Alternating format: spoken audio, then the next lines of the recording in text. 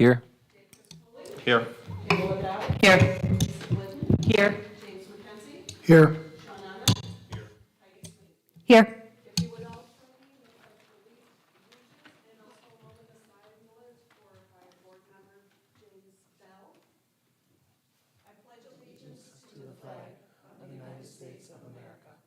To the republic for which it stands, one nation, under God, indivisible, with liberty and justice for all.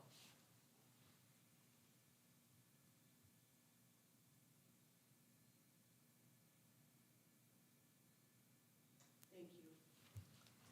Next on the agenda is for the public, where you have the most speakers signed up. So next on the board agenda is board verification, item A and B. If I could have a motion. I'll make the motion. Second, please. Second. Any discussion? All in favor? Aye. Opposed? Next on the agenda is the superintendent's report. Dr. Tucker. Good evening, board. Great to see everybody back this evening. Glad to be here tonight. What a busy week it's been so far, and it's Tuesday, but all is well. A lot going on in the district. So just a couple of things we wanted to share quickly, and then we have a presentation tonight. First, just want to share that we are continuing to move forward with our summer programming. Kids are doing very well. Our staff are really working really hard, and our goal is, again, to continue to support our students as we are filling those gaps that have occurred over the last couple of years. I want to just quickly just bring you up to give you an update on some things that happened here over the weekend. So unfortunately, we had to make some calls out, a couple calls, due to some challenges around electricity in our schools. We had on Saturday morning, very early, my understanding is, some power surges that were going on in Oswego. One of those surges did hit us, and we had two fuses. There's a picture of what they kind of look like there. They're 13,200 volt fuses that were blown at the high school due to arc flashing. The surge, we know for sure, also affected Wright's Landing, and we had some issues because some of our electricity went down. We had some difficulties with our servers, which affected our computers, our phone lines. So we were at one point kind of told that, hey, we probably would not be able to open on Monday for our summer programming, but later on Sunday evening, things turned around for us, which is great. We were able to get everything back up and then send a note out to all of our folks saying we're actually going to be open on Monday. So people did come, and we had a great day on Monday. We had, just so you know, National Grid and Rombo and O'Connell Electric, who are all called in to investigate the repair. National Grid, they did repair a line that was on a pole that needed to be fixed. They did some underground line checking. They were able to restore the power to the district early Sunday evening by doing some bypassing of their meter. By the way, this is a temporary fix. They got a couple other things that they need to do, and I believe they're still working on some of those things now. National Grid also, we know that they have to repair a meter that was affected by this power surge.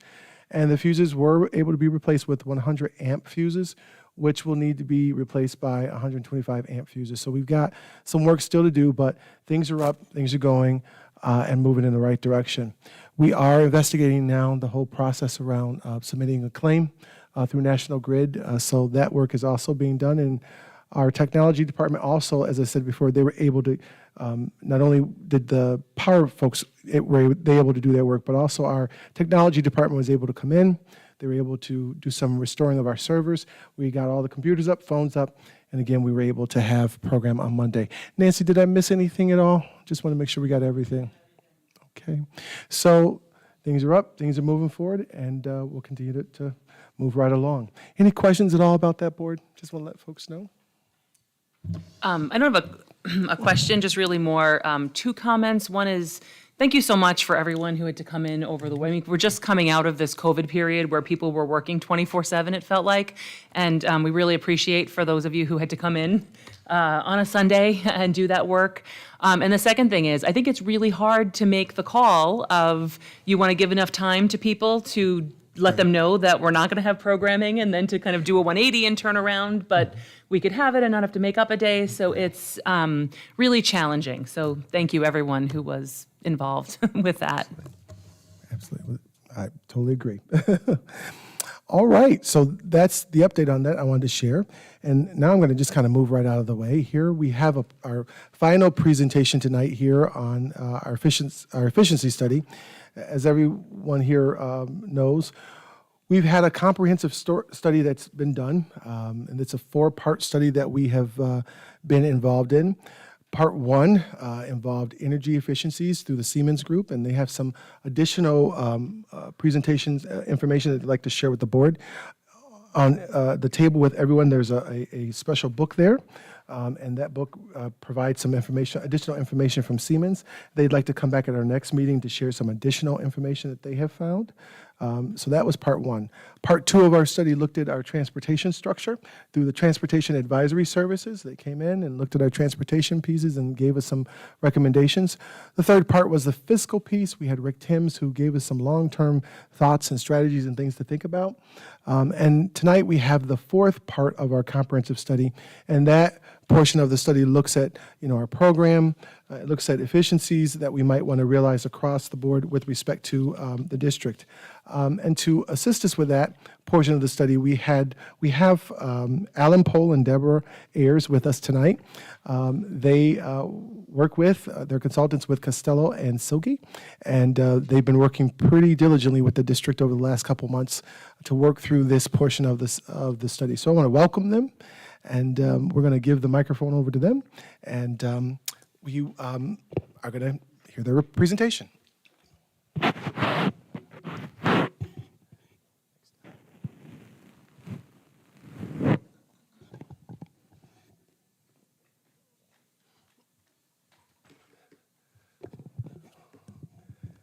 Thank you, Dr. Mathis. Dr. Calvin, I'm sorry. You're welcome.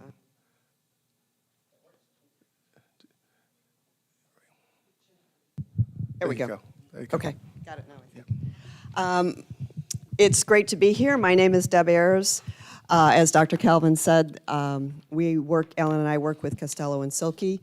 Maybe just a little bit about me. I started my career in rural Madison County, born and raised in rural Madison County. I started my career as a teacher. I did that for about 6 years. I then became the business official in DeRuyter for about 6 years doing that, 7 years maybe. And then I moved on as the business official in Tully for about almost 10 years. And I spent the remainder of my career, 17 years at Onondaga Cortland Madison BOCES, and retired from there almost 5 years ago. And I've been working with Costello and Silke ever since that point in time. So I would like to start our presentation tonight. Certainly starting with the acknowledgments. And I know Ellen's going to click here. There we go. And this is very important to us because we could not do our work without the support that we get from the district. So first of all, Dr. Calvin, he kind of set the tone and gave us some initial guidance based on the feedback that he'd gotten from all of you, I'm sure. And Karen Canali was our go-to person. Time and time again, Alan referred to her as his new BFF, I think. And we are most appreciative, Karen, of everything that you did. She was identified early on as the point person for us, so should we have questions on the data that was given to us or need additional information, we funneled everything through Karen. So we really appreciate that. The administrative team, just to jump ahead to them for a minute, thank you to all of you. We asked for a lot of information, some of which we could obtain from the State Education Department or various sources, but other parts we had to get directly from you, and you were all most helpful, and we appreciate that. And lastly, to the Board of Education, I think it's easiest to keep doing what you've always done. And it is challenging sometimes to talk about things that may ruffle some feathers somewhere, may have some difficult conversations. So we certainly appreciate and commend the board for making the decision to have some dialogue and some conversations about, what might this look like, with clearly the focus being keeping what's best for your students in mind. So we appreciate your efforts in that area, and your ability to maybe think outside the box a little bit. So with that, before I mention the critical question, I did absolutely wear this jacket because it's Buccaneer blue, just saying. So we're going with that. The critical question for the study you see up on the screen in front of you. And that critical question is something that we ask the district to help develop, because we want to be sure that the work that we do in this study is what you want done. So this is the question that we use to continue to guide us through that. We refer back to it as we're working to be sure that we haven't gone astray in some way, and then at the end, we keep coming back to it again to be sure that the product that we've produced is answering the questions to the critical question to the best of our ability to do so. That critical question, just to read it here, is how can the district maintain and enhance the educational opportunities for Oswego students while continuing to ensure efficient and effective utilization of staff and facilities, as well as fiscal responsibility for the district's taxpayers? It's a very broad, all-encompassing kind of question. So we have done our best to address the various parts and pieces of that. So one of the areas that I worked on is the enrollment data. And so I will begin with that. One piece that's critical to the slide that you're going to see next is the identification of live births in the district. This is data that New York State maintains, the Department of Health maintains. We go to their website, we access this information. One point you may be wondering is, well, why does it stop in 2019? The reason it stops there is because that's the last data that they have posted to their website. They have not compiled it and posted it. It typically is a couple of years in arrears by the time it gets to their website. So what you see here is looking at this generally speaking, from 2007 to 2014, those numbers of live births within the school district are running 300 plus pretty much every year.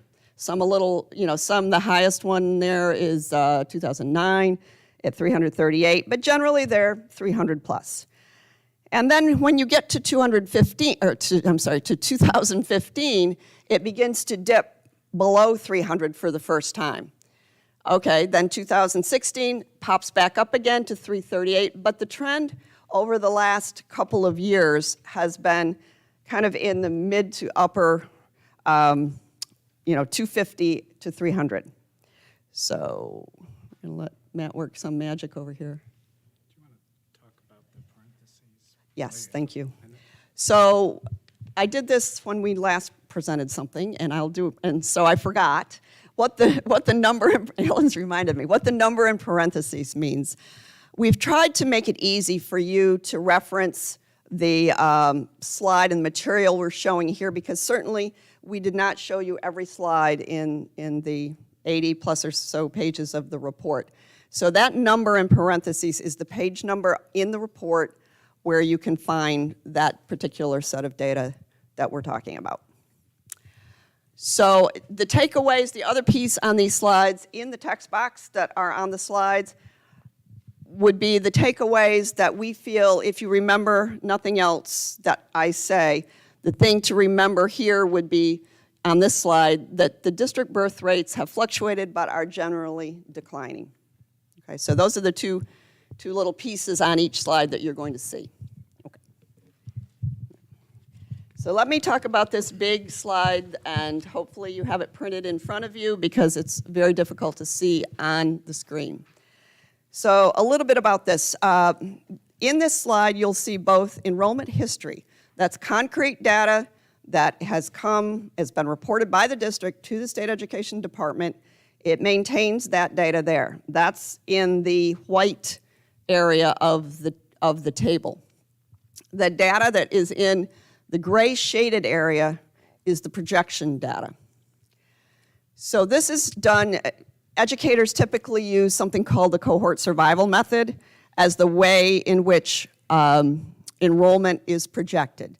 Now, I'm going to promise you that in 2023-24, those numbers will not be exactly what you have for enrollment in each of those grade levels.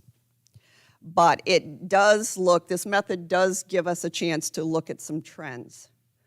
This is the part where I'm going to be a little challenged here, but I'm going to try.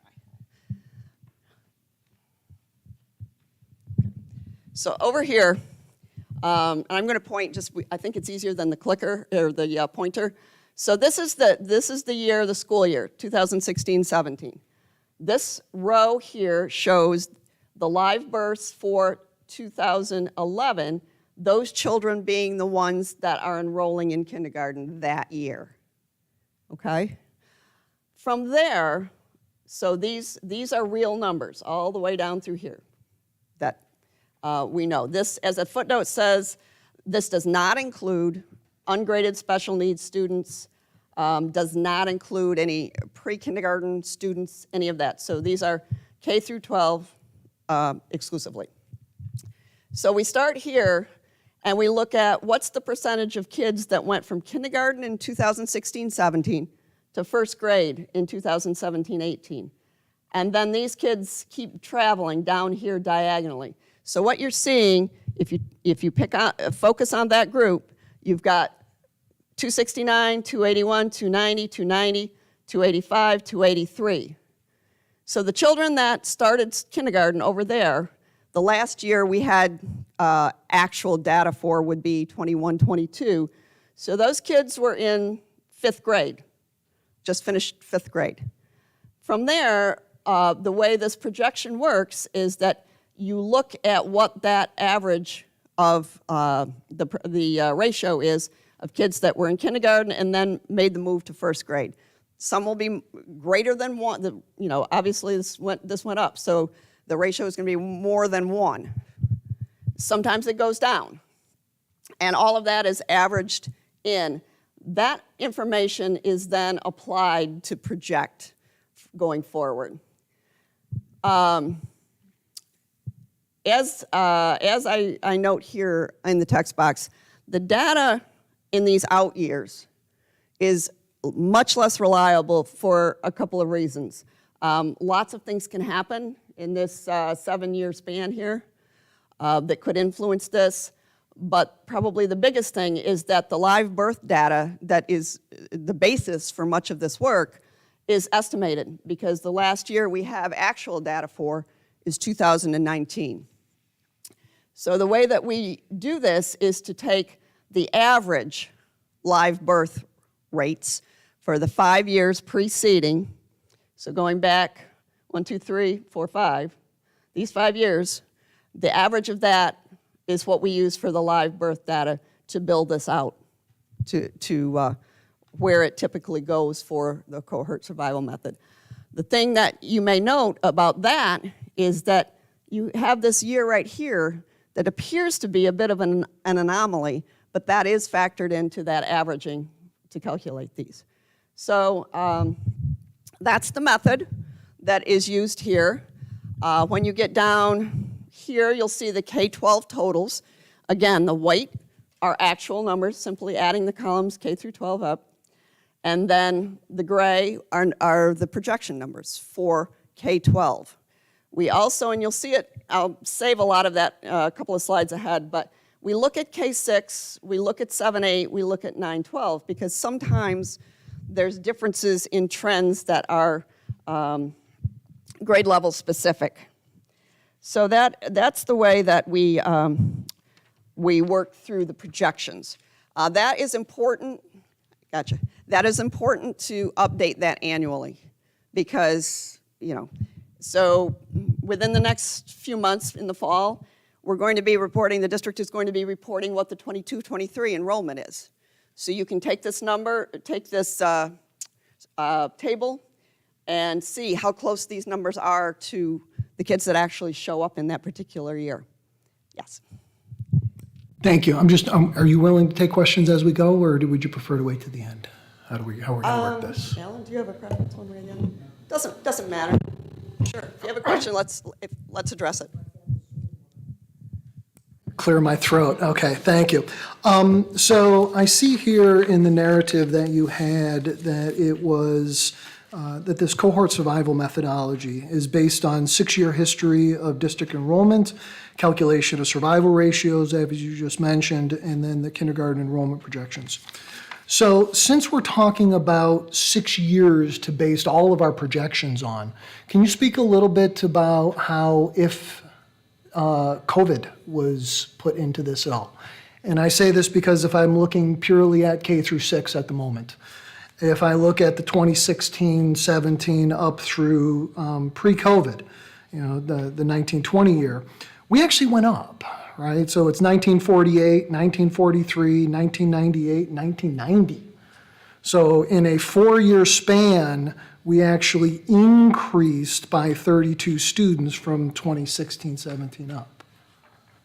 Okay, hold on. I'm technologically challenged. That's what I get for touching a touch screen. I'm trying to show where Jim's talking about here. Oh, okay, cool. Got it. Yep. So right here, for those of you, this is exactly what he's talking about right here. So this is kind of popped around a little bit. It's up, it's slightly down. I mean, for all intents and purposes, that's the same. It jumps up in 1819, little bit of a dip in 1920, and then it tails off in 2021. And that, I'm sure you're absolutely right, is largely related to COVID.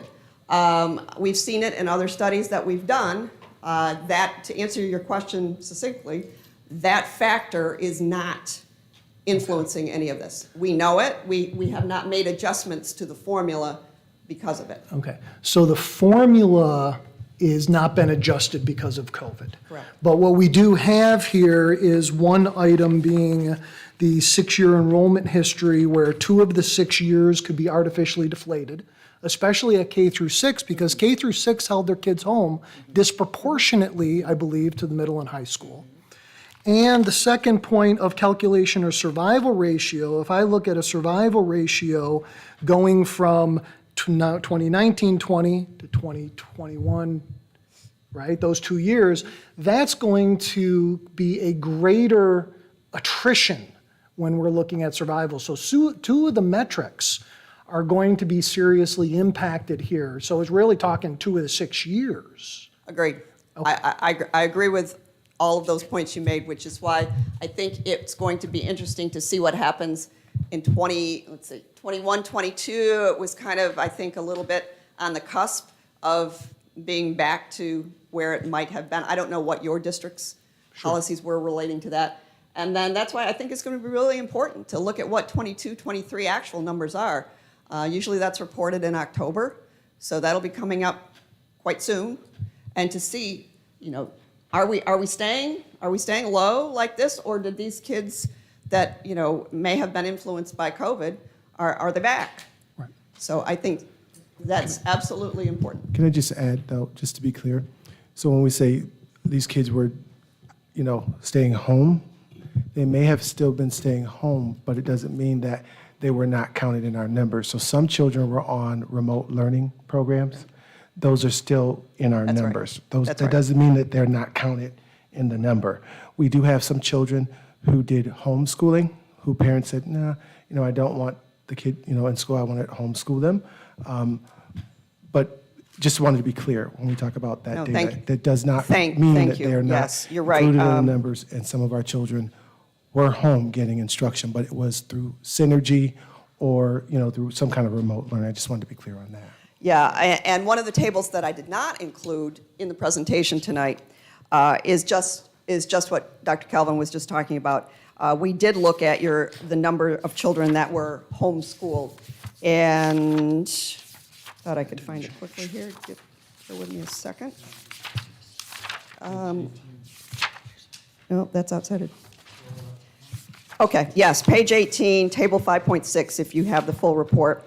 One of the columns would be the number of homeschool students, and you do see, I think there, the influence of COVID certainly is certainly a factor for that, because 2021 and 21-22 are significantly greater than the preceding years. So whether that's going to continue, whether that trend continues, I think it's something that the district needs to certainly be paying attention to for sure. Yeah, thank you. Thank you. So moving on. Did you flip? Yep, okay. We went a little bit deeper in the enrollment history. To go back, I believe it's about 25 years, we went back in this table just to see what the longer-term enrollment history looks like. And you can see that generally speaking, the highest year was the very first year of the table in 96, 97. And a couple of years, there were, a little bit of an increase. But at the end of this, if you look at it overall, from 96, 97 to 21, 22, there was a decline of about 1,800 students. So that just takes the history back a little bit further. That's really all there. Yep. No, sure. So I do appreciate going back further, but in part of this, we talk about short-term. We can make short-term projections here. We're only using 6 years worth of data to make these projections. So yes, 1,800 is a lot since the mid-90s, but it's been a long time since the mid-90s. So, sorry, that was a commentary. My question is, I'm with you on that, but so go ahead. this table, 5.3, do these numbers include ungraded special needs students? No. Okay. Just because when I'm looking at table 5.2 and 5.3, if I'm looking K through 12 totals for the 16, 17, 18, all the way through, those numbers are different. Yeah, I may have been too quick to tell you no to that because, again, this is all data from the State Education Department and different sources, they've added different things in there. I would have to check, but I can get you the answer to that, but it may well be exactly what you're saying. I did notice when I saw the discrepancy, I Yeah. saw the note in one table, 5.2, Right, but not right. the other. Yeah, there's 2 different areas where they track this data, Okay. so.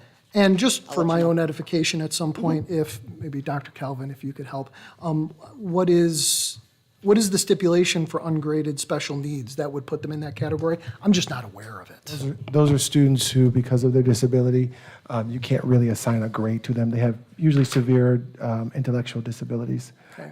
which So would they're not- like in a they're 12-1 not typically class, or- in a general education first grade, second grade, or whatever the grade level is, because they have more severe disabilities. I hope Sure. that answered the question, correct? Yep. Right? Yes, Dr. Calvin, I can say that we have very few students in that category.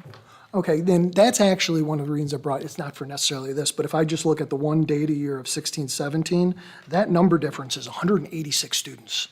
And I didn't think we had 186.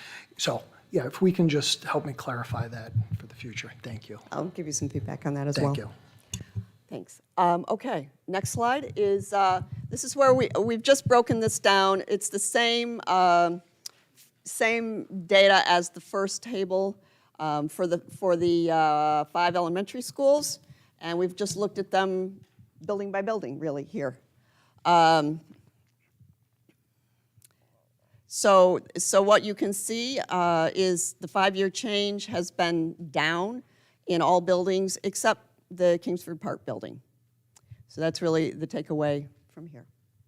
Okay. Yes, sir. Can I just make a note again, and I'll be a broken record and I'll apologize for this, but if you look at pre-COVID, pretty much all of them are status quo or up.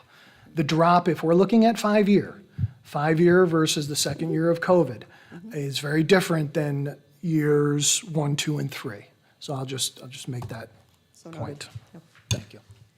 Thank you. Okay. Next slide, Ellen, please. Same kind of information here. This is the enrollment history for your secondary programs, 2 different buildings. We have the Oswego Middle School building, which is actually up a little bit in the 5 years that we looked at, and then the Oswego High School, which was dropping. Interesting twist here too is you don't see those potential COVID, fluctuations here as much as you do in the elementary school, which probably makes some sense, based on choices parents were making. So as I just said, the bullet on this slide is that the secondary school enrollment has increased in the middle school, but dropped a little bit in the high school. So with that, I'm going to hand it off to my partner in crime here.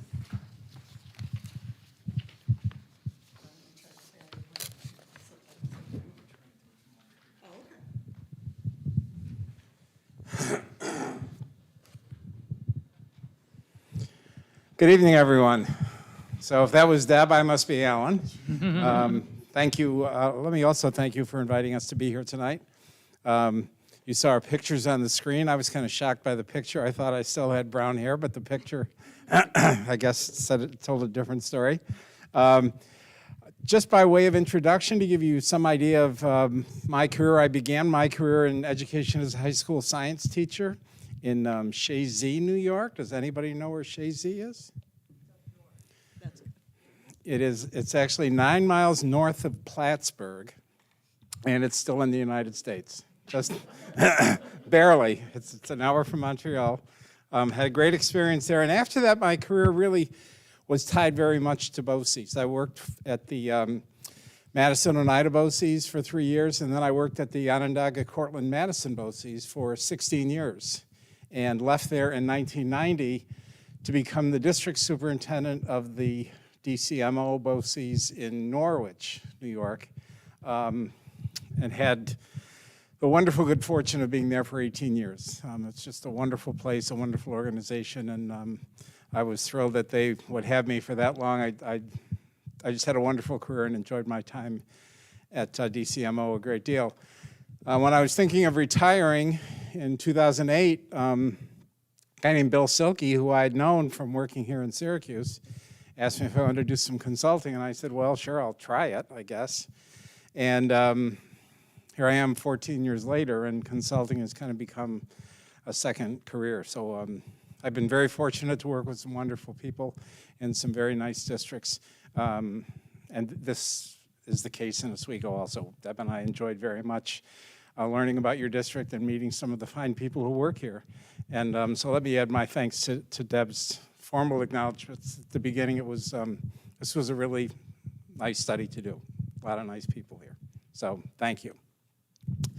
So I'm going to begin talking about, Deb finished the enrollment piece. I'm going to start talking a little bit about the programs and give you a snapshot of what's going on in some of the programs, starting with the elementary program in terms of numbers of sections and numbers of students. I will tell you kind of as an overview to the next probably 5 or 6 slides.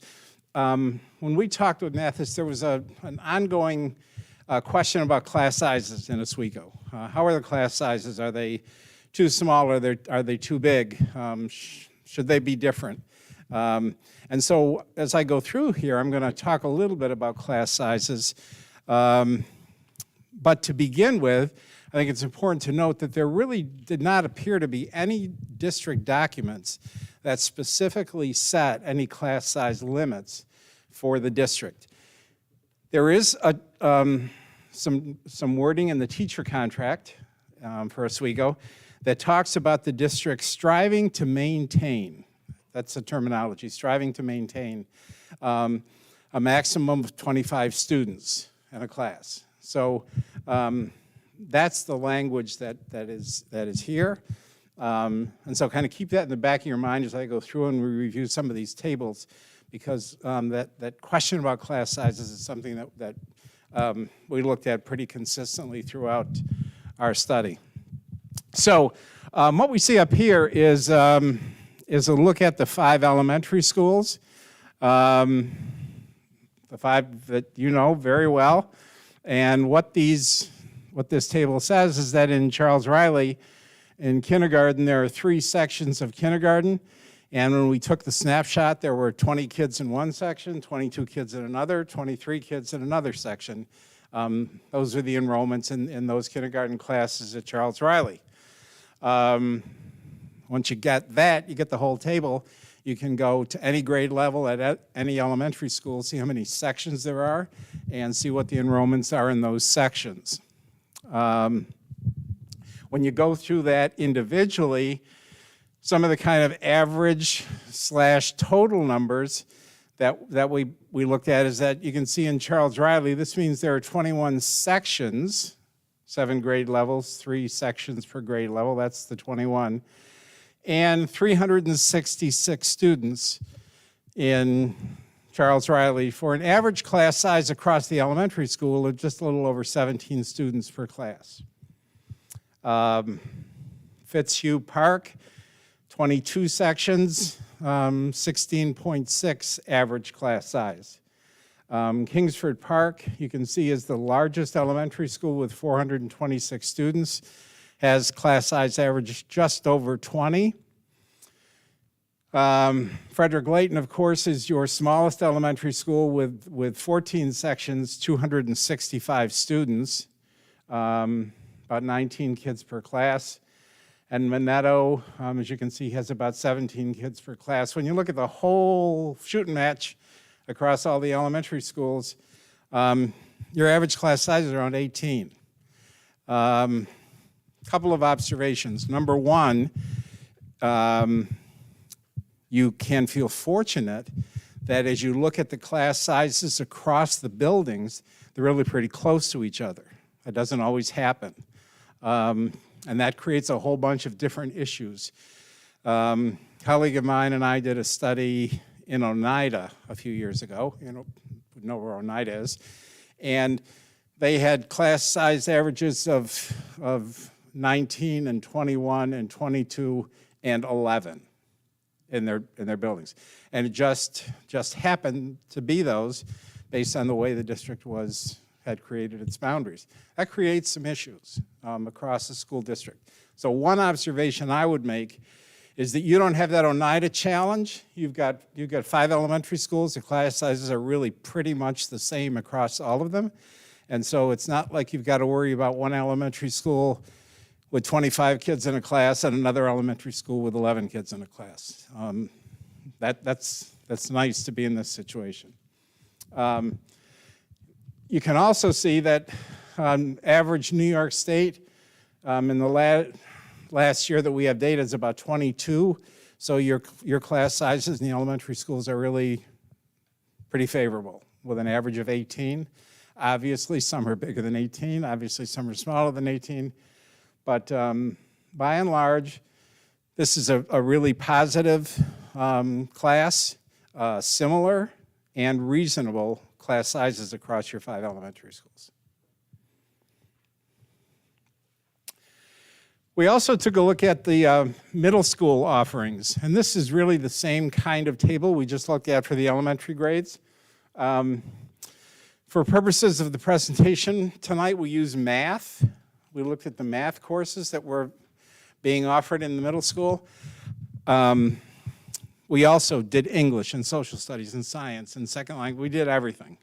But we decided not to go through every table with you tonight. So we just picked one to give you an idea of what we looked at. And so we looked at math. And what this means is that in Math 7, there are, how many, a dozen sections of Math 7 in your middle school with class sizes that as you go across here, 13, 15, 28, 23, 16, probably, 20? Average class size of around 20. And to go back to that language that we talked about in terms of strive to maintain, 25.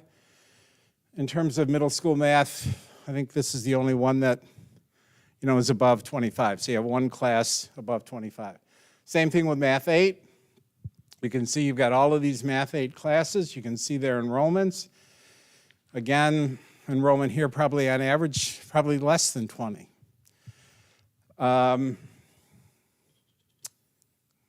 Math 8, accelerated algebra, which kids have the opportunity in the middle school to take algebra and get high school credit. You can see what's offered in the middle school. I would say that you have the opportunity for your students to accelerate in 4 different areas in your middle school. That's very favorable. You offer a broad range of courses in the middle school. Having said that, most middle school offerings are more similar than they are different, because the purpose of middle school is to expose students to a wide variety of different things. And so there's so many courses that are required for middle school students that when you get done taking the kind of core academics that any middle school student would take, and then realize that you have to give them the opportunity to start a second language, that they have to take a technology course, that they have to take a course in family and consumer science, and on and on and on. Not a lot of flexibility in middle school. So you offer a very solid program, lots of opportunities for your kids. I think your middle school program is right on target. Would be the envy of many districts. We then did the same thing, and again we used math just as an example, but in the study you'll find English and social studies and science and everything else as well, but we used math just to highlight tonight's presentation. And same thing, you can see that there are 5 sections of algebra, 6 sections of geometry, 4 sections of Algebra 2. You get a pretty good idea of all of the math courses that are offered and the enrollments in each of these math courses. What I would point out is probably a line, I don't want to touch this, that would come right after Math 12. And I would say, generally speaking, not every student, it's not exact, but pretty close. Generally speaking, for Math 12 up, many people would consider those kind of core courses that most students would take, as compared with the courses below Math 12, starting with calculus, pre-calc, AP calc, AP statistics, which are more elective courses. And what you find when you compare the enrollments of the elective courses with the courses that I would describe as being more of a core course, you see the enrollments in the electives are much smaller. What we see here in math is the same with your electives in English, your electives in social studies. And what you have here with greater enrollments in your core courses and lower enrollments in your electives is the exact same thing that every other school district has. You could go to Fulton, you could go to ESM, you could go to West Genesee, and you'd find the same thing. There are larger enrollments, more kids taking core courses, and then, what kind of electives can we offer?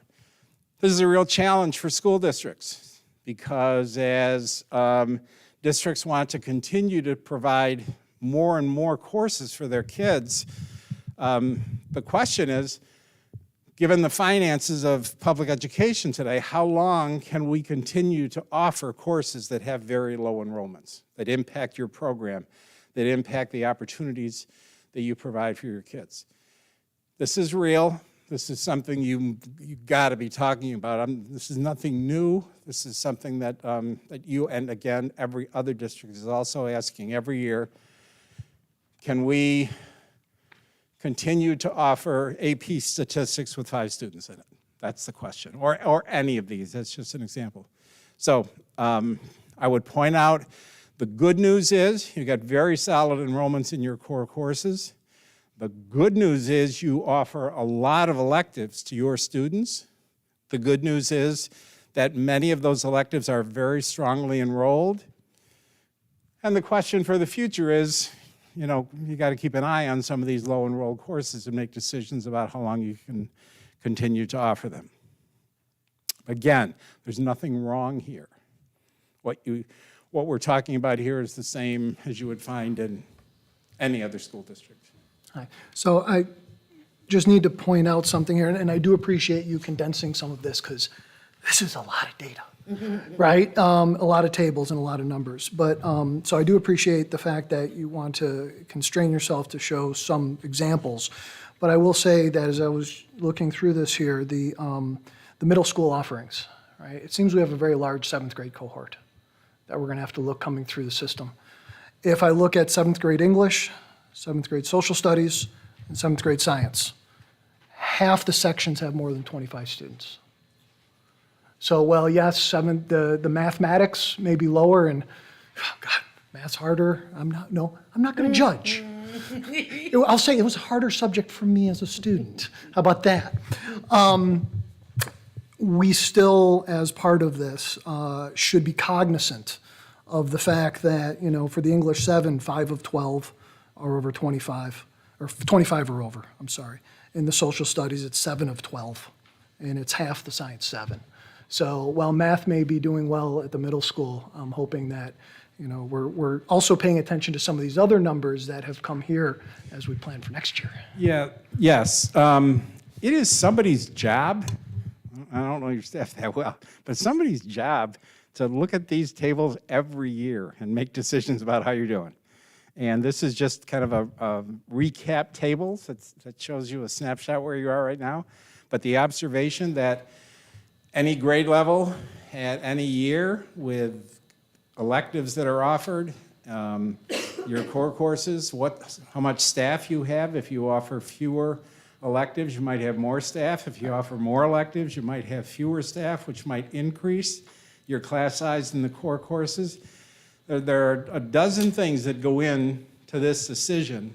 Sure. And you're right, we're trying to take a bunch of data and highlight it, but your comment is well taken, but know that there's somebody probably in this room whose job it is to know. Yeah, no, probably absolutely. Got this table memorized. And honestly, I would not have brought it up other than the fact that you only showed the math and talked about it at the middle school, because very few people, although this will be posted to our website, very few people are going to have time to look at 88 pages. And even if they do, the data sets are huge. Right? And so I just wanted to make a note of that in case people watch rather than actually read 88 pages. Right. Yeah. Yep.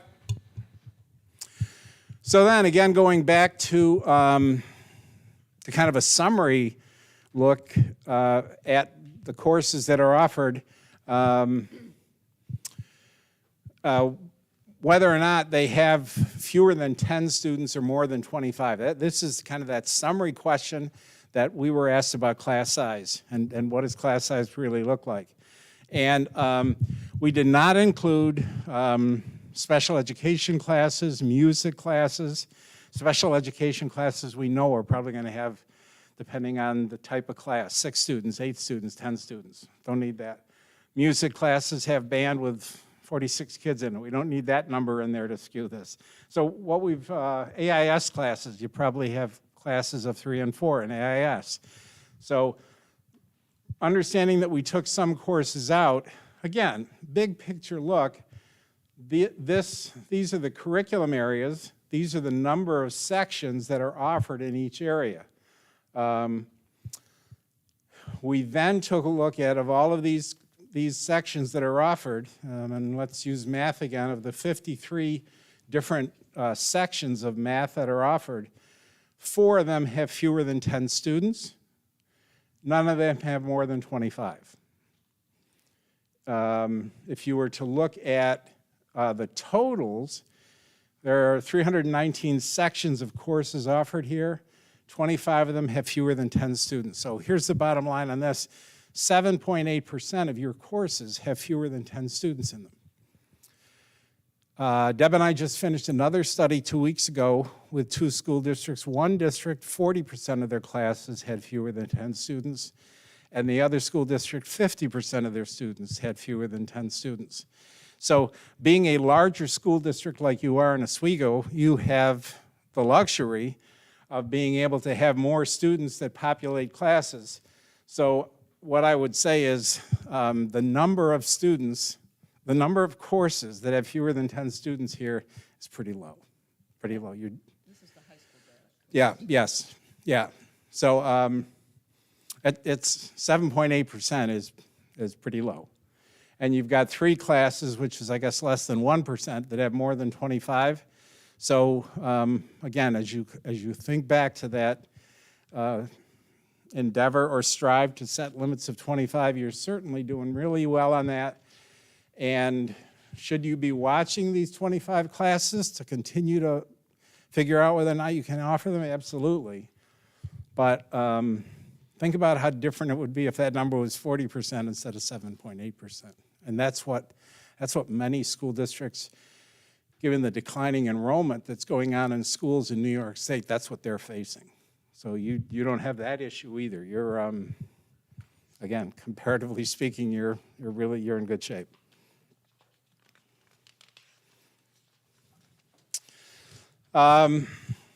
We took a look at athletics. We always do. Again, for a district your size, you're able to offer a lot of opportunities for kids in terms of athletics.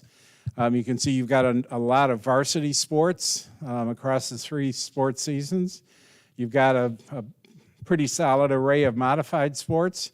And you offer, 7 different JV teams across the 3 areas. You've got, for example, football, you've got 31 kids on the varsity football team and 55 on the modified team. The decision about, should we have a JV football team, that's a very complicated decision. You've got people, again, whose job it is to try to figure that out. But as I look at this table again, when all is said and done, the one thing that does jump out at me is, could there be more JV teams? Because this is all, these varsity, JV, and modified is all based on trying to get kids of relatively equal age, relatively equal size, relatively equal ability, playing against each other. Creating JV teams, might do that for kids who are freshmen and sophomores in 9th and 10th grades. But there obviously are reasons why there are some JV teams and not others. But the bottom line, as I look at this, your kids in Oswego have lots of opportunities to participate in interscholastic athletics. We did look at graduation rates because that, for us, is when all is said and done, how's the district doing? And so we did put together 4 years of data on graduation rates. And we did notice, well, this is 18, 19, 2020, 2021. The top line is the percentage of graduates. And in 18, 76% of your students graduated. The state average was 81%. You were below a little bit again in 19. You were below by 1 point in 20, below a little bit by 2 points in 21. Also looked at Regents diplomas. What percentage of your students are getting Regents diplomas compared to state averages? And here you can see yours was 37% compared to the state at 44%.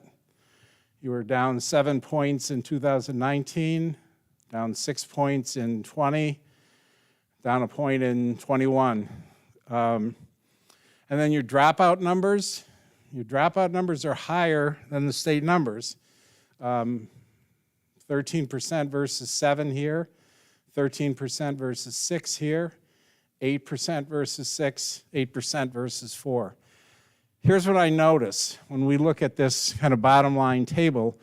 There appear to be some gaps in graduation data, whether it's straight out graduation percentage of students getting Regents diplomas, or percentage of students who are dropping out, that probably could use some attention. That's observation number 1. Observation number 2 is, as I look from 2018 to 2021, somebody is apparently paying attention to this because those deltas are coming down and your numbers are improving. So again, something to take a look at, but again, I think there's some good news here as well. Certainly you look at this as a board all the time, and I've never been to your board meeting, but I know you care about this and you must look at this. So I think somebody's got it headed in the right direction. All right, so that's what we looked at in terms of program, and obviously a number of observations about class size. The next thing that I took a look at was the facilities piece, and started by, I would say to begin with, had conversations with your high school representative and extensive conversations with the middle school principal, and became pretty apparent that there's really nothing that could be done in terms of altering the grade level configurations in your middle school and your high school. So we had the conversations, we asked the questions. You had a facilities project several years ago that was going to make the middle school larger, but it kind of got cut back, as I understand it, at the last minute. Given that and a bunch of other things, there just isn't room to add another grade to the middle school, even if that were to be considered. So what you're going to hear is really a focus on the elementary schools, not because we didn't ask the questions about the middle school and the high school, but because there doesn't appear to be a lot of room to do anything there. So we took a look at all 5 elementary schools. This happens to be Charles Riley, about 70,000 square feet, has a gym, a library, cafeteria, all-purpose rooms, some small storage areas. But what we really focus on are these 2 columns right here, the grade level classrooms and other use of full-size rooms. So you can see there are 22 grade level classrooms, and they're right here. And then there are 15 other full-size rooms that are, you can see they're listed here. Making this determination about what's a full-size classroom and what isn't is not an exact science. You know, the state will tell you that a full-size classroom is 770 square feet. Wouldn't it be nice if they were all that size? They're not. So, you know, we look at floor plans and we do our best to say, it looks like you could put a regular class in there, so we're going to call it a full-size classroom. I think we're pretty close, but not all of these rooms are exactly the same size. So, so Charles Riley has a total of 37 full-size classrooms, 22 for kind of your core, common branch, elementary grades, and then 15 others for these other uses. We did this also for all 5 elementary schools. Again, we're just showing Charles Riley. The others are in the report. Couple of observations. Fitzhugh Park and Kingsford Park were built in 1927. The other 3 elementary schools, Charles Riley, Frederick Layton, and Minetto, were built in the mid-50s. So all of your elementary schools have been around for a while. They're all rated as satisfactory by your architect, so there are no issues, but they've been around for a while. Again, we did all 5 elementary schools. They all have tables in the final report similar to this. And our observation is that they have reasonable enrollments without being overly crowded, but with little extra space. So we do facility studies all the time. And we get floor plans. And what we see on floor plans are rooms that are labeled book rooms, rooms that are labeled testing rooms, rooms that are labeled empty, rooms that are labeled community rooms. All these wonderfully innovative titles for spaces that have a use, but I think follow that principle that if you put a whole bunch of people in a room, the people are going to expand their use of that building to pretty much fill it. So rooms get labeled, but are they all absolutely essential? You don't see testing rooms, you don't see book rooms, you don't see community rooms, you don't see tons of extra space in Charles Riley. And again, if you were to look at the other 4 elementaries, they're pretty much the same. You don't see, I mean, there are some schools that have wings of empty classrooms. That'll have a wing of 6 classrooms and they're all empty. You don't have that. Having said that, if you needed extra space, could you make some things happen? Well, you got a reading classroom that takes up a full-size room. A reading class is probably smaller enrollment. Does it have to be a full-size room? I don't know. It's the question. I'm not making a judgment. I don't pretend to know these buildings like other people do, but it's a question. Speech room, full-size classroom. Does it usually 1 or 2 people and students in a speech classroom? Does it have to be full-size? OT-PT, often offered in a smaller room. 3 classrooms related to consultant teachers. Are they all absolutely essential? I don't know, and I'm not suggesting that they aren't, but as we go down the road and talk about whether or not there's flexibility to look at combining some schools, someone is going to have to, who knows these buildings inside and out, is going to have to go in and say, can we find, if we had to put 2 more classrooms in Charles Riley, could we find them? And I don't know the answer to that, but I know I would start with AIS, I'd start with reading, I'd start with speech, I'd start with OTPT, I'd start with consultant teachers in 3 classrooms. That's what this table tells you. Please. One, you said at the very beginning that, and actually just recently, that you discussed and worked through this study with administrators. Were the elementary school principals part of that? Talked to elementary school principals on and off as we tried to clarify a lot through Karen. She talked to a lot of people. We talked occasionally to them, but.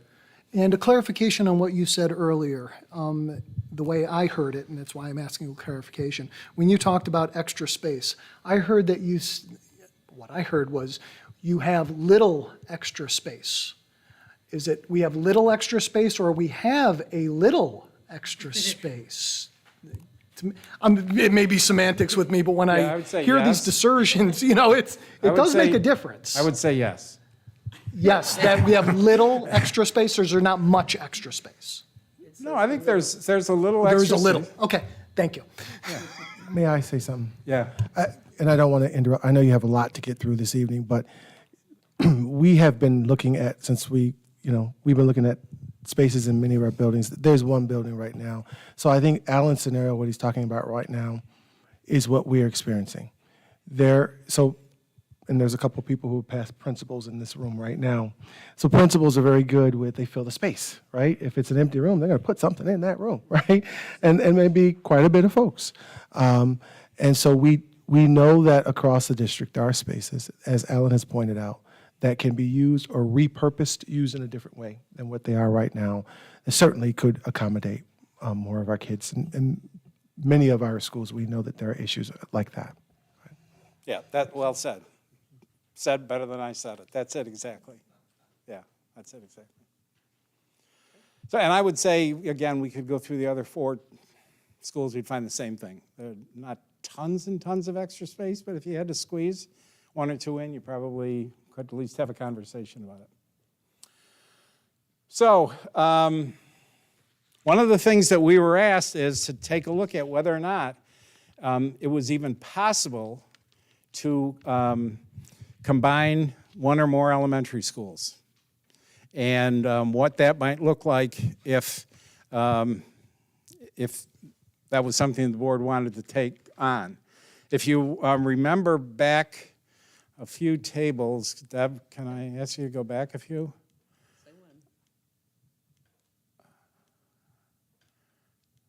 When? Okay.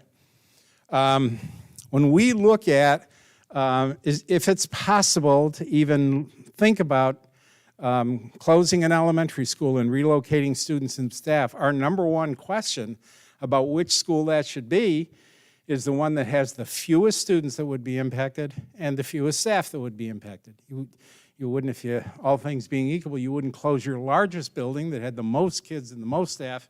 You look to close the smallest school that has the fewest kids and the fewest staff. And as we look across here, it's pretty obvious that the Frederick Layton building is the one. It's significantly smaller, both in terms of student enrollment and staff, than the other districts. So as we have this conversation about, is it possible to look at? Not do we think it's a good idea, not do we think you should do it. We don't know the answer to those questions. But if you were to take it on, what might it look like? This is the table that shows you that if it is going to be a conversation, Frederick Layton is probably the first place to start because it has fewer students and fewer staff than the other 4 elementaries. Okay, so if you could now go back. So this table, let me make sure I'm not getting ahead of myself here.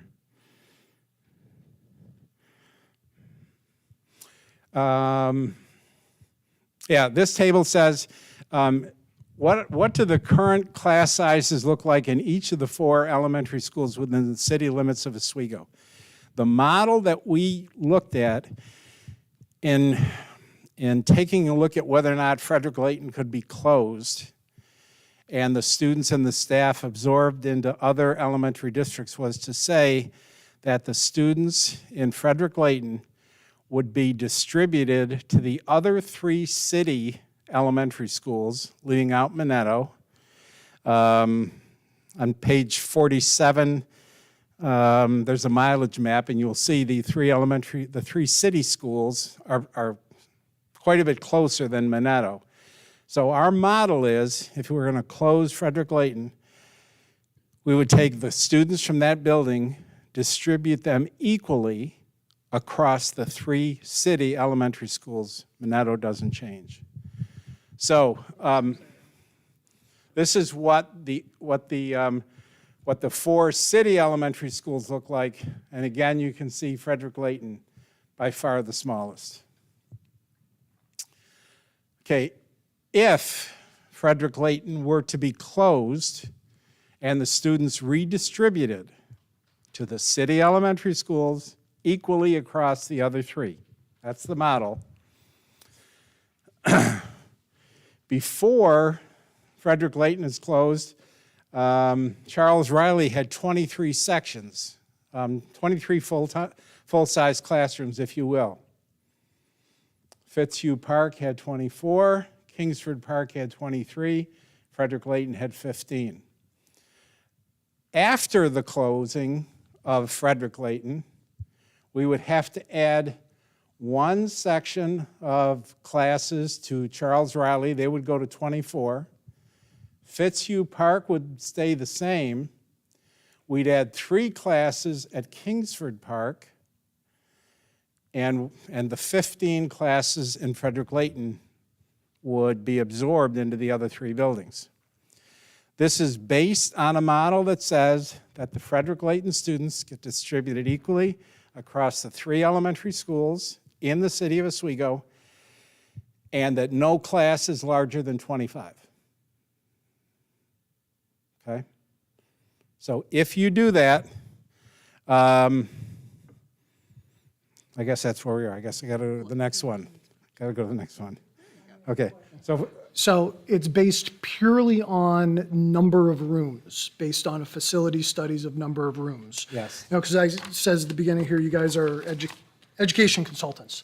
So there's nothing about pedagogy. There's nothing about class size related through what it's like for a K through 3, what it's like for a 4 through 6 or middle school or high school, and how those numbers pedagogically may be impacted. This is purely rooms. Yeah, there is class sizes built into this. No class after the distribution would have more than 25 Based on a students. maximum of the contract Right. language, but not necessarily based on best practices. Right.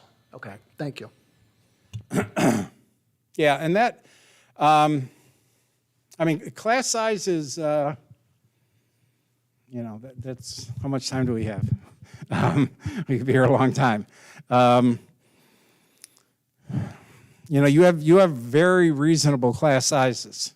And yet, when we looked at your New York State testing data, you are pretty much where the rest of Oswego County is. So is that smaller class size that you enjoy, and I don't know how that compares with other Oswego County schools, is that getting you a lot in terms of that one metric that says how do kids do on 3rd through 8th grade scores in ELA and math? The question would be, if you go from an average of 18 students in a class to 21 students in a class, do your results change? That's certainly one of the things I would look at, which I think goes to the question. If you do move in this direction, and obviously your class sizes will get a little larger, the question I would say is, as we made these class sizes larger, did our results decline? Did they improve? Did they stay the same? What impact did class size have on how our kids achieve? Understanding I'm only talking about that one little slice of state tests 3 through 8th grade in English language arts and math. But I'd certainly look at it, see if it makes a difference. So, bottom line here, if we close Frederick Layton, we eliminate 15 classes at Frederick Layton, have those kids absorbed into the other 3 schools. We'd add 1 section at Charles Riley, right here, and add 3 sections at Kingsford Park, right here. So a net of 15 reductions and 4 additions, a net of 11 and a common branch classrooms by closing Frederick Layton. This does not, by the way, include the enrollment decline that Deb is projecting at the beginning of the presentation. You know, it's going to project it to go down 400 students. We don't know if it's going to go down 400, might go down 300, might go down 500. Probably not going up. It's probably going down. It doesn't include that, which would ameliorate those differences even more.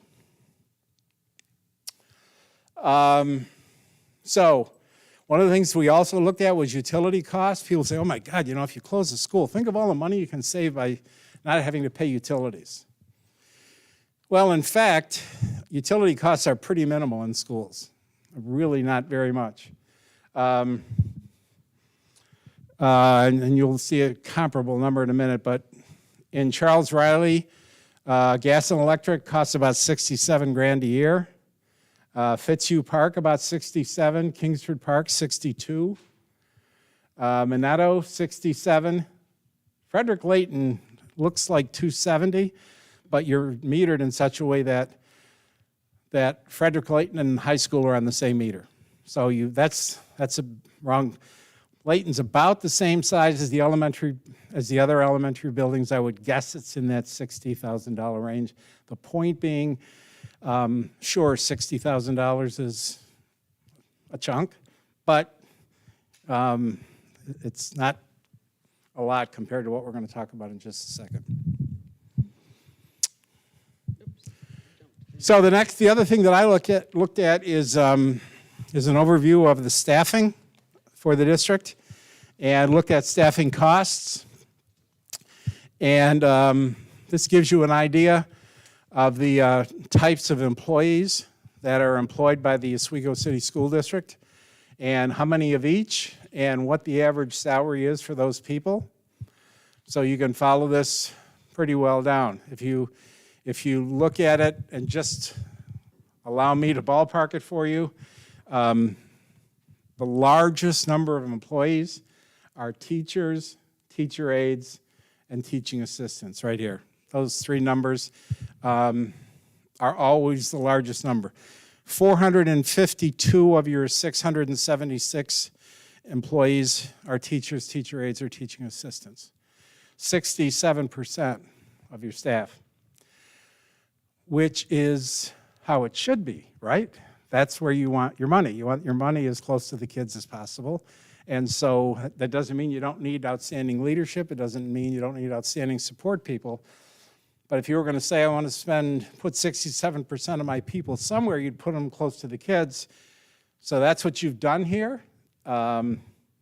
It's what most districts do. To see 70% in this category is not unusual. You are right where most districts are. Not at all unusual. One of the questions that always comes up is, if we close a building, what about people losing jobs? And our experience has been that it is usually quite possible to, in the studies that we do, either merge 2 school districts or close a building. It's very probable that nobody loses a job involuntarily, and that you can accommodate reductions in staff through attrition, simply by people leaving and not filling their positions when they leave. So a 3rd grade teacher that you have the first year that you make this move decides that he's getting married and moving to Buffalo, and you don't replace that position, but nobody lost a job involuntarily. There's all sorts of reasons why people leave. So what this table does is this talks about the history of people who resign sometimes for retirement from Oswego. And you get the idea of the numbers of people who leave. So you can see that there are We have about 10 elementary teachers that leave on average just about every year. So, you could probably make that work without having anybody involuntarily losing a job, simply by the history continuing itself. You have middle school teachers who leave. You have high school teachers who leave. You have teaching assistants who leave.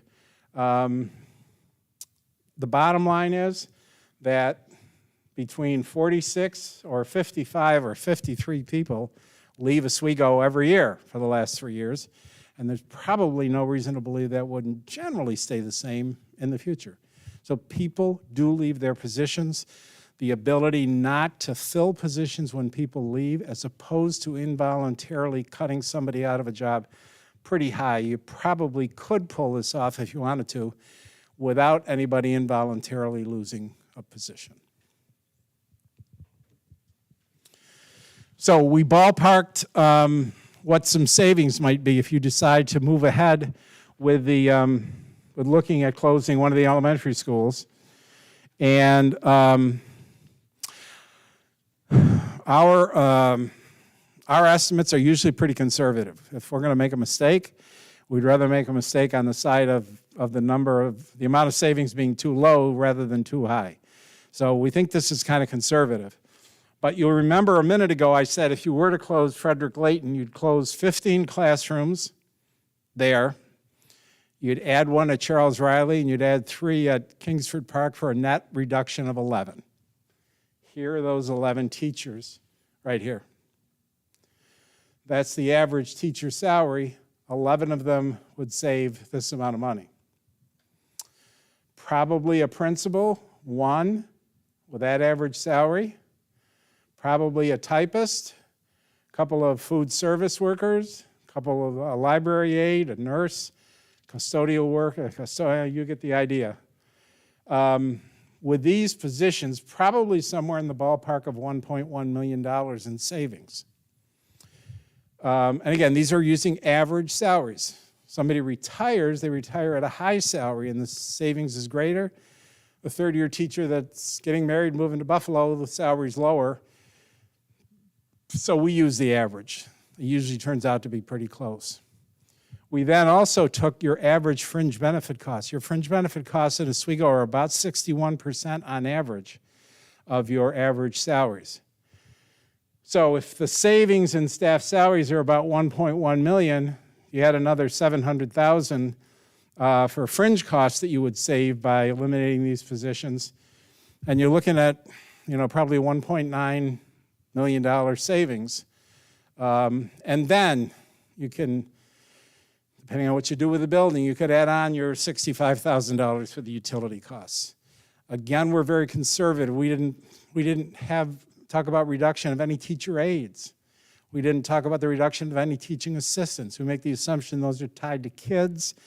The kids will still be here, so we conservatively say, well, let's not even talk about reducing those positions. In fact, you probably would, 1 or 2 here or there, aides and assistants. So we think we're pretty conservative when we project savings in the ballpark of 1.9 million. Again, the purpose of this is to let you know what it might look like if you decide to ask the question, should we close an elementary school? We make no judgment about whether or not it's the right thing for Oswego to do. We make no recommendation about whether or not you should do it. That's up to you. But what we try to do is to give you enough information as you start the conversation to say, well, at least you got some idea of where we're headed and some idea that the savings is not going to be 20 million and it's not going to be 20,000 either. So that's what's meant from these numbers. We then, this is kind of old news, but part of this, so that's kind of close the door on closing an elementary school. One of the other things that we were asked to do was to take a look at administrative staffing in Oswego and compare it with other school districts. And this is the table that does that. We use Central Square, East Syracuse, Manoa, Fulton, and West Genesee and compare to Oswego. Bottom line is, and of course this is what do you call them and how do you count them, and a little bit of that in here. But basically, when you look at these positions of assistant superintendents, directors, business folks, special education and pupil personnel people, and other curriculum directors, fine arts directors, Central Square's got about 8 of these people. East Syracuse Manoa's got 11. Fulton's got 11. West Genesee's got 10. Oswego's got 10.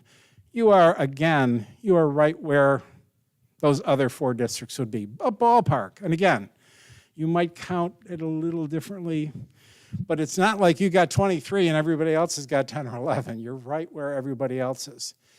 The other thing that popped out at me is that you do not have assistant superintendents like both districts do, and I know, the reason I said this is old news is I know that you have discussed this, you've taken action on this, so I don't think there's any need for me to talk any more about it. You've kind of incorporated this into your work already, so enough said, just know that we did this as part of the study.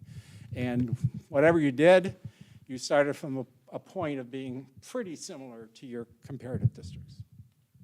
So I'm going to give this back to Deb. So, as Alan said, this study was a little bit different. The next few slides is, so I'm getting ahead of myself as well. So the non-instructional areas, as you heard from my experience, are ones that I spent most of my career working in that realm. We don't typically dive too deeply or at all into those areas when we talk about staffing in the studies we do, particularly as it relates to facilities and consideration of building closings or realignment. But this was something that the district asked of us, and I jumped on that. You'll note, as was pointed out earlier, that there are no transportation data included here because that was addressed with the transportation study. So I used the same comparative districts that we identified when we first met with Mathis about when you talk about what districts do you compare yourself to? What does Oswego compare itself to? And as Ellen just said, Central Square, East Syracuse Manoa, Fulton, and West Genesee were the ones that we identified.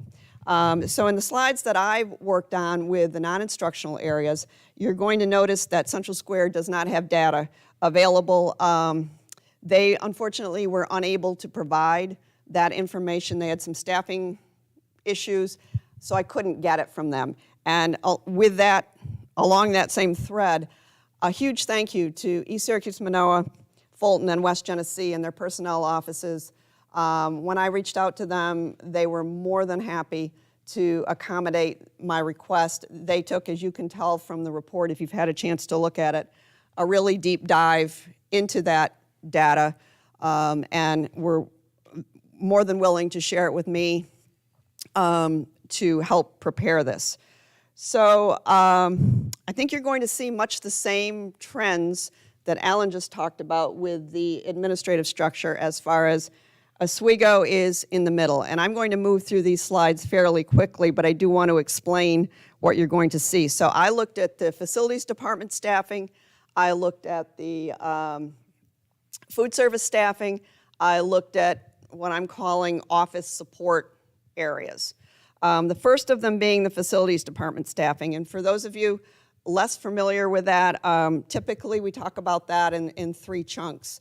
The custodial area, the maintenance area, the grounds area. And like Alan just mentioned about the administrative staff, districts call these folks a variety of different titles. So what might be a custodial worker in East Syracuse Manoa might be, custodial worker 1, it might be just a custodial worker here. A lot of that is driven by the county because these are county-specific civil service titles. Okay, so what you're seeing here is this is the facilities department in total. The bars, let me move over here. The blue bars here, these are the breaks. So here's the custodial area, here's the maintenance area, and here's the grounds area. And just as it says here, Oswego is right smack dab in the middle, pretty much, of these numbers. These numbers, this was really interesting to me. I have to admit, I kind of got into this data here. I know that's kind of pathetic, but how close these districts were in the numbers of staff. They call them different things. They may work in slightly different areas, but generally speaking, they were very, very similar across the board, Oswego being in the middle of them. So to drill down further, I looked at the cleaner custodians, just so you know what you're looking at, because all the next three tables are about the same. This is some statewide data that I was able to obtain. Here's the comparative districts at the bottom.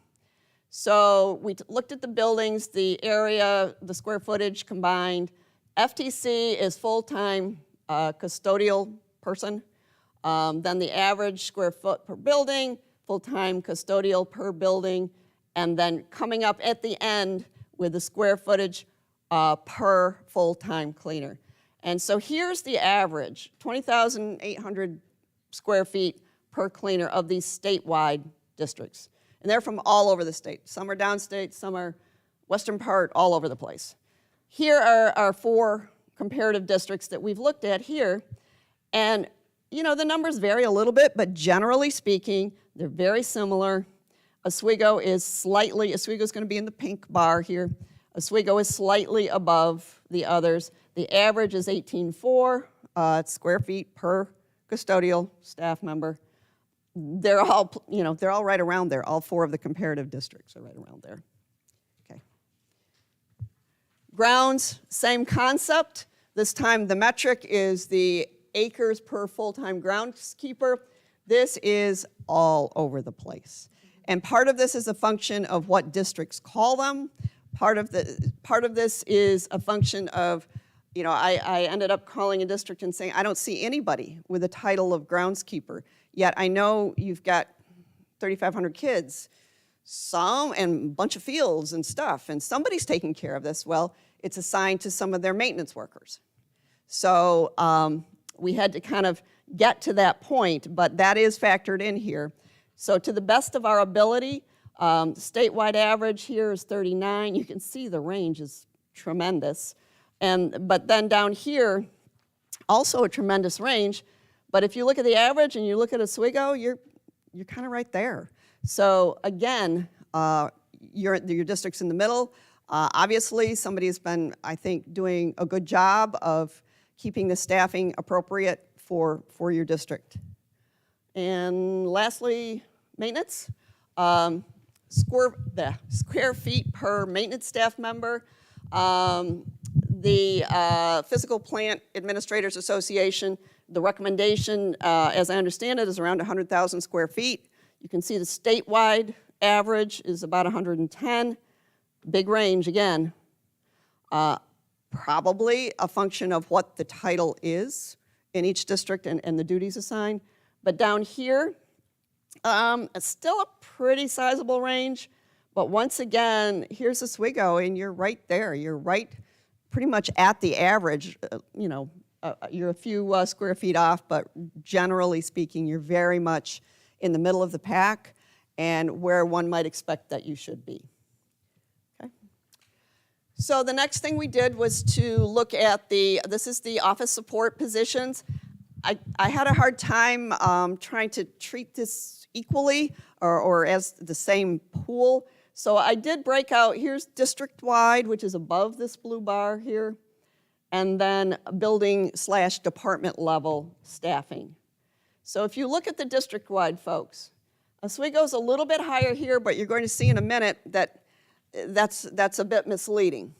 But if you look at 12, 9, 10, and 13, I think that's pretty similar, And then down here in the department or building level, Fulton's a bit lower here than the others, but if you look at the other three, plus or minus, they're at 20 again. And the total's down here. Oswego is slightly greater. The others range from 24 to 35.5 total. But, so Oswego is slightly higher if you just look at this employee count. But if you look at the next slide, so this was the metric that I used to identify, and I found in some of the research, it's students per office support employee is the metric that's used to compare. But here's Oswego now. Fulton kind of popped up there. But Oswego, if you look at these others, you know, you're pretty close. You're really pretty close. So I think overall, as with the administrators Alan just mentioned, I believe it is very safe to say that you are average. There's an appropriate number of staff members. Now, can they be better utilized? Should there be some realignment? That's for the district to decide. There's so many factors that go into that. You're all better equipped to make those decisions in your staff, your administrative team. But in general, looking at just the count of bodies that come to work in these areas, you seem to be very much at an appropriate place. And lastly, we took a quick look at the food service staffing. Now, as you all know, this is, for the most part, not part of your general operating budget, but we looked at it. So it becomes a smaller sample here because we have Central Square, but East Syracuse Manoa has contracted food service, so they don't have employees there. And the other little twist here is that West Genesee, as I've noted here in the footnote, West Genesee is contracted, another district has contracted with West Genesee to prepare its meals and deliver the food to that district. So it's not only doing West Genesee meal prep, it's also doing the meal prep for another district, smaller district. So once again, you know, here's the same message. You guys are right where it would appear you should be when comparing to those districts that you've all identified as our comparative districts. So that is the end of staffing. So I thank you all for the question because I found it interesting to look at that data a little bit more than we typically do. So I'm glad we were able to pull that together for you. So I'm going to shift gears, as Alan did. I'm going to now jump into the financial section. And you've already, back here. I believe Mr. Timms has already been here and shared his work. So I think the thing that I want to mention here is that the information that we look at is historical information. So what you see in front of you on the next few slides is hard data. It's from the audits. It is not making any predictions about trends and what may happen in the future. This is taking numbers directly from audited financial statements. So the first one is a very messy looking page here full of numbers. But so this is the data from the audits. This is the balance sheet data. I guess my takeaway here is really this one, and it seems pretty simple, but it's not. This history to me demonstrates that the district is in a very stable fiscal position. If you look at some of these subtotals, the total assets has stayed generally very similar. Your total liabilities, generally similar and much smaller than assets. Down here in the fund balance, I'll save that for the next slide, but at the end of the day, this to me is an indicator of a very, very solid, very stable fiscal position for your district. Here's the fund balance history. So this is your savings account, if you will. As board members, I know you're familiar with restricted fund balance, otherwise known as reserve funds. And again, just to probably give you information you already know, reserve funds can be established. There's rules, I guess I should say, around the various reserve funds, how they're established, how the monies can be spent, on what the monies can be spent, and so on. So over the years, the district has done, I believe, an outstanding job of identifying areas in which they're going to set some money aside to help protect the long-term fiscal stability, fiscal health of the district. You can see these are the reserves that the district has identified that it may have need of, and then the funding has occurred up till this is the last audited year. 21-22 audits are not done. unless you're really, really exceptional, the audits would not be done at this point. So this is the last audited year. So I'm using actual data, again, from these audits.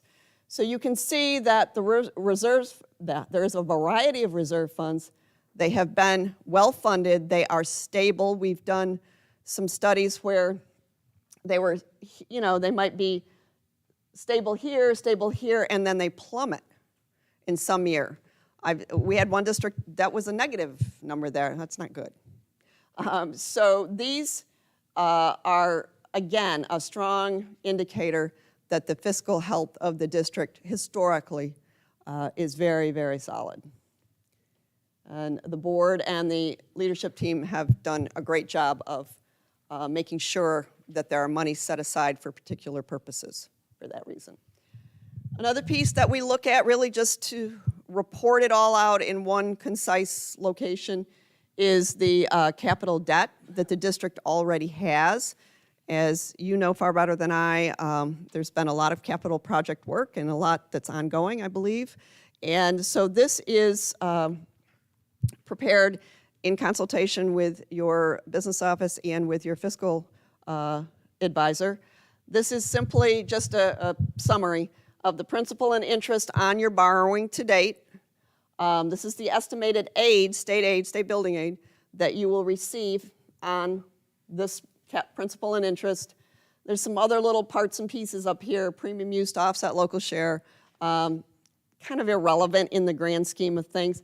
But over here, the takeaway is there's about $16 million of local share obligation for outstanding current capital projects, current and past capital projects, ending here. You'll notice these negatives. That has, in the last 5 years of the table, that has to do with the way in which the building aid is paid to the district, because you'll see that the building aid is kind of locked in at this amount, while your debt service is kind of declining and slightly, it will be less, so you get a little bit more building aid in those years, but it just has to do with the way in which the aid is paid. So that just is a little summary about that. And that you do get a significant amount of revenue from your capital project work. You get, if you look at this, you get 83 cents on the dollar, give or take, from state building aid for approved capital expenses. Okay. And I think the last piece of the puzzle on the fiscal side is just a little bit of a look about various factors that influence your property tax calculations. The first one in table 9.7 is what's happened to the full property value. This is not assessed, okay?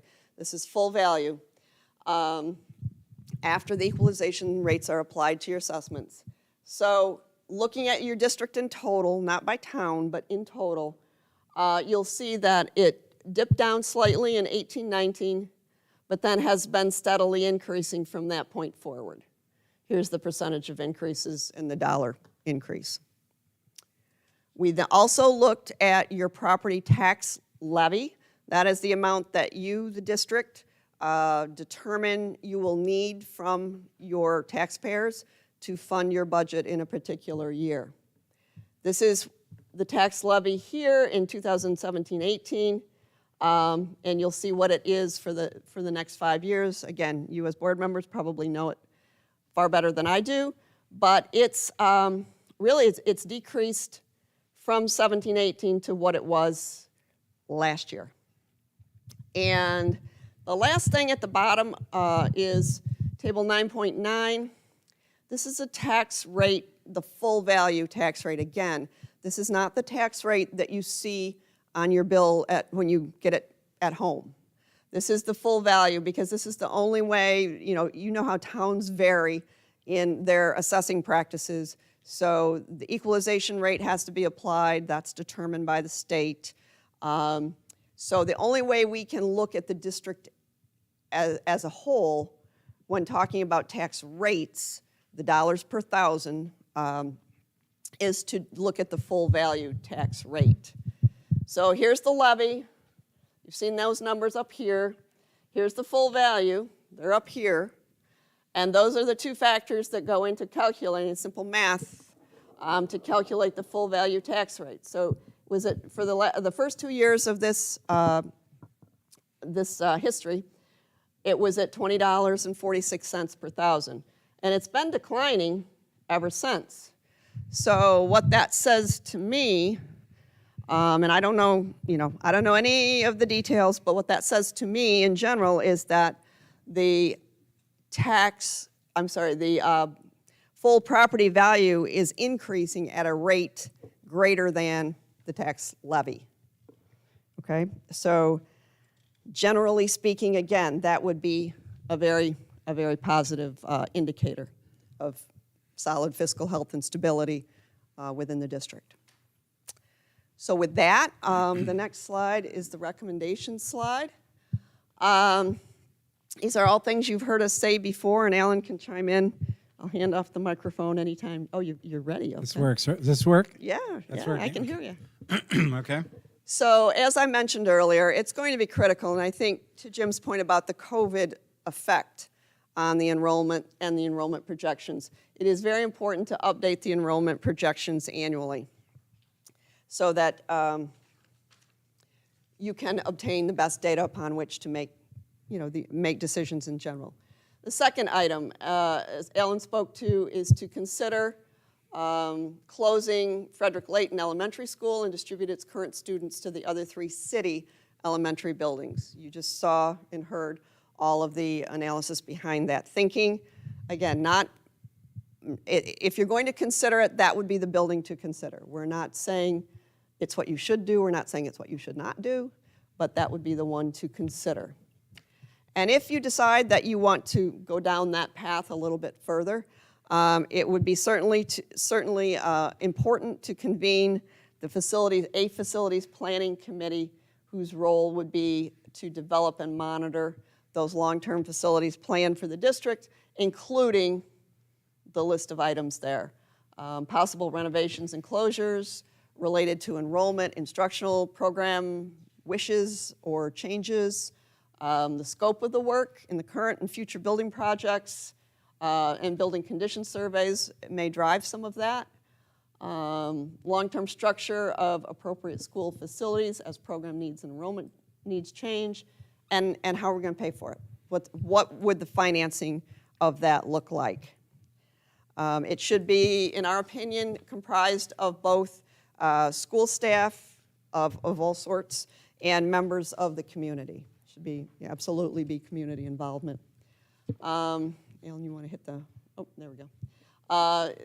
Number 4 would be to engage the community. I guess I must have looked ahead. To engage the community and its architect in the planning and discussion of facilities needs and options as early as possible in the process. We've seen that time and time again, where the earlier you get these critical parties involved and engaged, the better the outcome is going to be.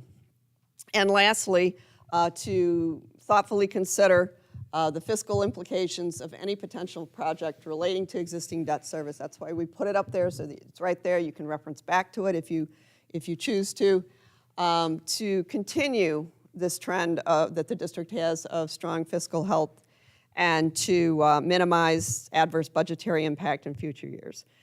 Coordination with the district's architects, the financial advisors, something is seemingly simple, but it's not, as making sure capital project expenditures are eligible to generate building aid. I mean, that's a huge piece of the puzzle that the district cannot do in isolation. It needs all of those parties engaged and involved early on. So, Alan? Well, I would just add, this is huge. This is a huge undertaking. This is probably a 2-year undertaking. But hopefully, what has come out of our probably too long presentation is, you've got a school district with pretty good probability that the enrollment is going to go down. You've got 2 elementary schools that are 100 years old. You've got 3 other elementary schools that are 70 years old. You've got some room in those buildings, the opportunity to make some savings, but just the idea of closing a school is going to bring people out of the woodwork, no question about it. You've got the whole savings that are possible. You should leave tonight with a feeling that, you know, a lot of people say, oh, well, they got too many administrators, they got too many people mowing the lawn, they got too many custodians, they got bus drivers bumping into each other, blah, blah, blah, blah. You should leave tonight with a pretty good understanding that you are about where you should be staffing-wise in terms of the positions you're funding. And so now you look at these facilities and what comes out of this conversation. You've got buildings that are, elementary buildings that are going to start to show their age somewhere down the road, that have some room in them with declining enrollment. You have a building condition survey that we didn't talk about tonight that's got $17 million worth of work on it to be considered. You've got, what are you going to do with the future of these facilities? You've got Deb's chart that she just showed you about how the financing is already built in through 2046, 47? The notion that you take a big picture look at your entire system as it relates to facilities and what you're going to do from a construction standpoint and from a financing standpoint, our strong recommendation is that from the very beginning, you do that by involving school staff and community in the conversation. And the first thing you do with that committee is present this study that says, this is what we got, what do you think about it? And then where do we go from here? But that is a couple of year undertaking. It's not a simple project, it's very complex. It's gonna take a lot of time, but our belief is that with the involvement of the right people from early on in the process, you will tend to build support for whatever decisions you end up making as a board. Right. Thank you. Thank you, Alan. Thank you, Deb. Board, any other questions or comments before we move on to my last slide here? Good? I just had a question. I know we had historical data for enrollment for the whole district. Do we have historical beyond 5 years for the elementaries as well? Can we go back to that same, look at those? I'm curious as to what their max occupancy was. I believe so, and that's something I can take a look at that for you. Okay. I'll go back and look. All right. See if they have it broken down Right. as opposed to K-12, right? And yeah, and then my other question was relative to our fringe packages at 61%. How does that compare relative to other districts in other studies you've done? That's probably a little bit higher, but when I did have brown hair and was doing these studies, those numbers used to be 25%, 28%. And I will tell you now, they are all in the 50 to 55% range. So is Oswego a little higher at 61? Yeah, probably a little higher. But boy, the cost of fringe benefits everywhere has just gone out of sight in the last 10 to 15 years. Thank you. Any other questions? And this is probably not for you, but it's based on one of your tables, so I'll just bring it up now. One of the ones you showed different schools and what they have, and I actually appreciate that, that principals went through, and like you said, if you got an empty room, name it, put somebody there, people tend to spread. Not everybody did that. But one thing I did notice is, and we didn't talk about here, was table 7.6 at Frederick Layton. I see here that there's 8 full-size classrooms used for the district offices. So I guess my question, and not for now, but for future discussions, is we moved into that Ed Center probably less than 10 years ago, right? And we remodeled that Ed Center for a certain number of people. I'm wondering when that was done, kind of what our staffing looked like at that point, because that's a lot of overflow to Layton, and I don't know the buildings well, so that's why my question is there. So your question is? Like, when did we move the Ed Center over, and what was our administrative, who was working in the Ed Center at that point, number of people type-wise? So we can check to see what year that was. Again, not for now, and but who was while there. it's on my mind. Thank you very much. Okay. Wanted to ask, all the new housing that's coming into Oswego, I know some of it's not even filled yet, and the ones that have opened already, they're not full yet. People are still putting their applications in that, so that's going to have an impact of how many more kids are moving in here and that, and if we're going to be full to the brim, we might not have room. Just something to consider, throughout the discussion. Yeah, I would absolutely agree with that. It's not something that we've built in here because we don't have that concrete data. But I lost my whole train of thought there for a minute. But we looked at, you know, county by county census information. We did that kind of stuff. And there's nothing there that would indicate an influx of students that would make a dramatic difference. But certainly something to continue to review. And just keeping in mind that a number of those things that are being, a number of the properties that are being built up, like downtown, there's one or two of them that are like, you know, they have opportunities for kids, but most of them, like, for example, there's one, I don't want to name it, but there's two properties that they're not really for kids, full-scale families, basically. So I'm not sure that they would attract full-scale families. There's one or two that I know of very closely. Right, I know of two places, and they're not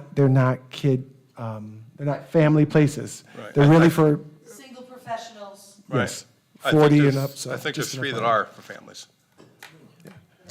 There's, I think, one or two of them, if I remember correctly. One is over in the Riley area, but even those are not for huge, I just want to put that out there. They're not for huge families, long-term, big, just an FYI. I can see if I can bring, so in the higher education setting, we talk about the demographic cliff that's coming.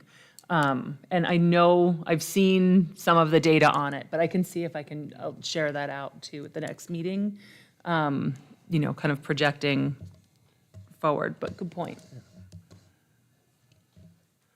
So I want to thank you all, Alan and Deb, for all of your work and your efforts. Certainly appreciate you. I know they've been really at it for quite some time here. We will follow up with the informational points that people have asked about this evening. We'll get that, and then we will share that back out with everybody. And again, thank you for all your efforts. Thank you for the phone calls, and we've been on the phone quite a bit just trying to make sure we got everything to them. So thank you for all of your efforts. Much appreciated. Thank you. Thank you. Great, thank you so much. Thank you. And you don't have to stay for the rest. We're all set. And just in terms of the near future, just wanted to share that in the near future, we will revisit each section of the study. As a district, we'll come back and talk with the board a little bit more. And we'll look at all four. There is some additional information that the Siemens Group would like to bring back at our next board meeting. Thank you so much, Deb. And so our goal will be to kind of go through each of these areas now, one at a time, to see what direction the board would like to take. We'll take one at a time.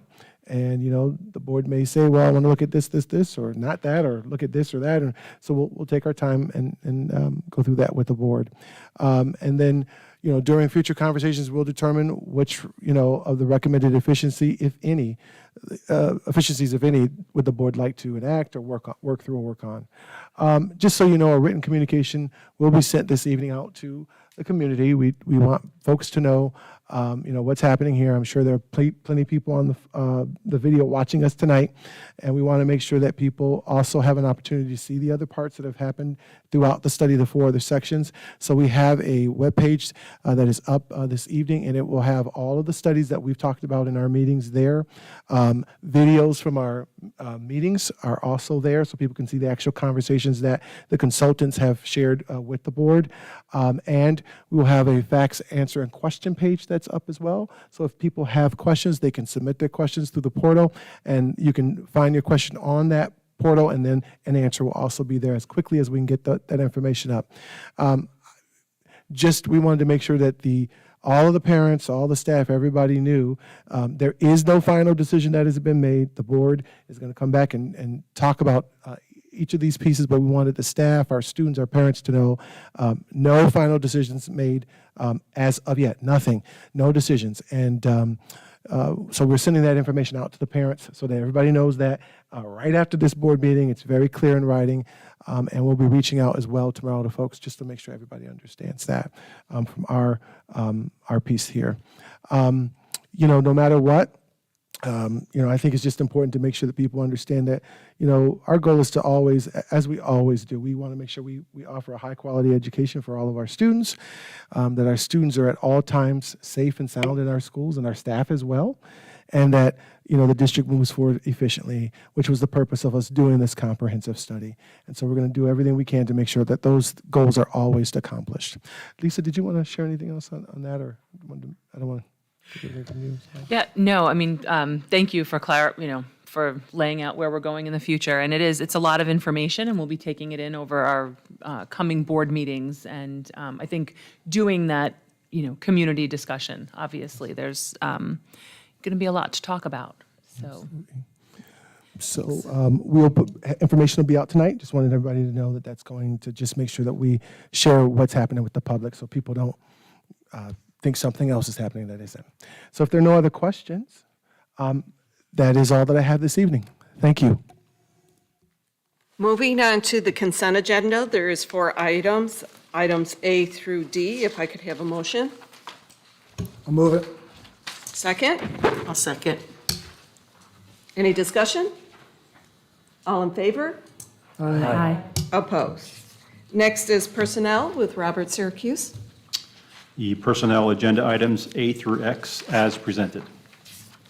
Items A through X, if I could have a motion, please. I'll move it. Second? I'll second. Any discussion? All in favor? Aye. Opposed? Next is finance with Nancy Squires. Items A through G as presented. Items A through G, if I could have a motion, please. Move it. Second? Second. Any discussion?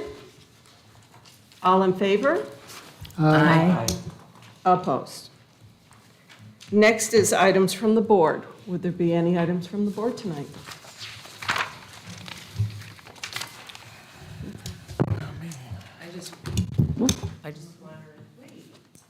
Matt shut me off.